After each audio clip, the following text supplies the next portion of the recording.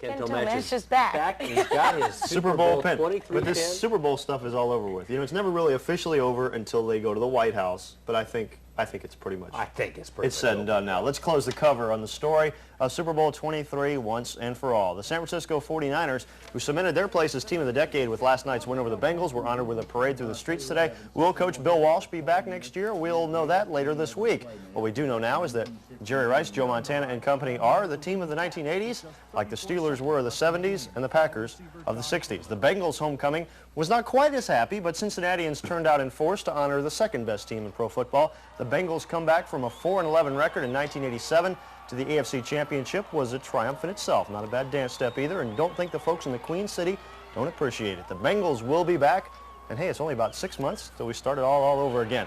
Well, for the first time this college basketball season, the #1 team in the country is not Duke. The Blue Devils faltered twice last week after holding down the top spot all year. 17-0 Illinois is #1 for the first time in 37 years. Georgetown is now second, followed by Louisville, Oklahoma, and Missouri. Arizona is 6th, Carolina 7th. Duke drops to 8th, followed by Seton Hall and Michigan. Florida State's 14-1 mark, good enough for 11th place. The Noles are up 3. Iowa is 12th.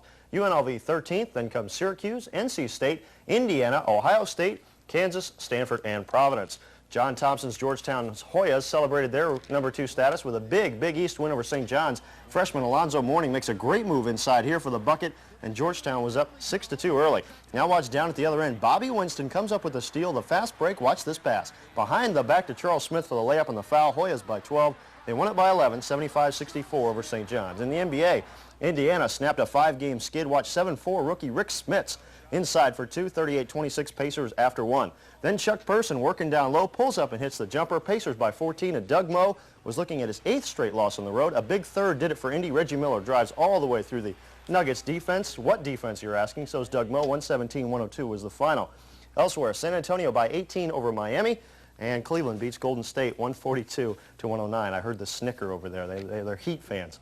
The NHL's 2 best teams mixed it up north of the border tonight. The Montreal Canadiens and Calgary Flames have been fighting for the league's best record all season. These 2 teams do not like each other. The Flames dealt the Canadiens their first home loss in 19 games. Joe Nieuwendyke's tip-in goal here started them on their way. 3-1 was the final tonight. Elsewhere, it was Hartford 5, Quebec nothing, and Minnesota beat New Jersey 7-2. Well, the upset bug has bitten one of the men's high seeds at the first Grand Slam tennis event of the season. 3rd seed Boris Becker was bounced from the Australian Open today in the 4th round by 14th seeded Swede Jonas Svensson. Becker returns service here, but watch this passing shot down the line by Svensson for the winner. He took the first set 7-6, won the second set 6-4. Then in the third, match point. Watch as Becker will return here, but then he'll get a little careless with the backhand, and how sweet it is. Jonas Svensson knocks off Boris Becker 7-6, 6-4, 6-3.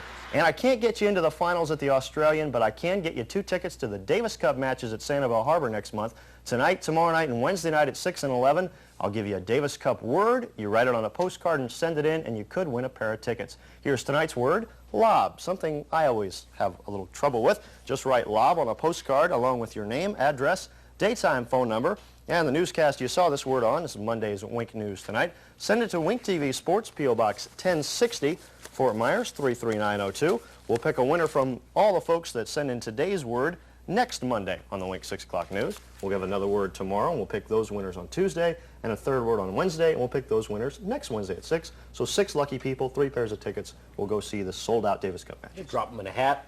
We'll drop them in something, maybe your hat, so we get a big, big lot of people. It's so I'm nice back. to have I'm you ready. back. I'm back.